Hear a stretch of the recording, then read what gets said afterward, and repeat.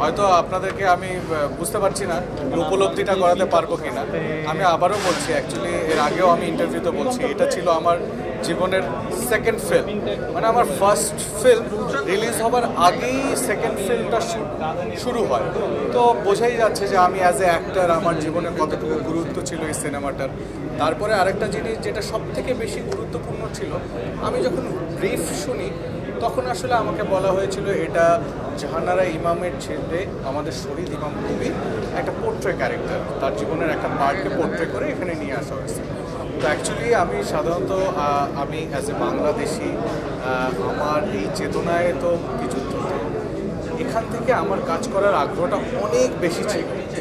আর তারপরে মাঝখানে কাজ করতে করতে আমাদের অনেক স্ট্রাগল পিরিয়ড যাওয়ার পরে ফিল্মটা বন্ধ ছিল।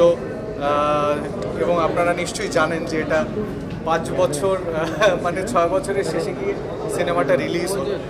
তো এই ব্যাপারটা আসলে আমি অনুভূতিটা মানে আমি জানি না আপনাদেরকে উপলব্ধি করাতে পারবো কিনা, বাট আমি আমার এক্সপ্রেশনটা আমি শেয়ার করে যাচ্ছি যে মানে আমার কাছে খুবই ভালো লাগছে, খুবই ভালো লাগছে।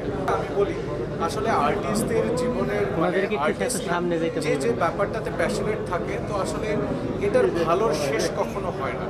তো আমি যদি আমার ওই সময়ের অবস্থান অনুযায়ী আমি বলি, তো সেখান থেকে আমি বলবো যে আমি এটা যদি আমি আউট অফ 10 এটাকে চিন্তা করি 9।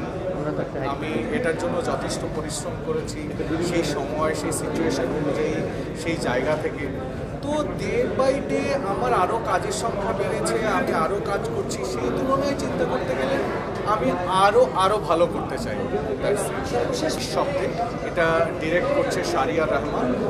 আর আরেকটা ফিল্ম আপনারা জানেন যে আমি ওই ফিল্মটার সাথে ব্যাক টু দ্য ক্যামেরা এবার রিলেটেড আমি প্রডিউস করছি থেকে কম্পিটিশন থেকে, এবং আমি ক্রিয়েটিভ প্রডিউসার ওটার। সেটার নাম হচ্ছে ঈশা মার্ডার কেস।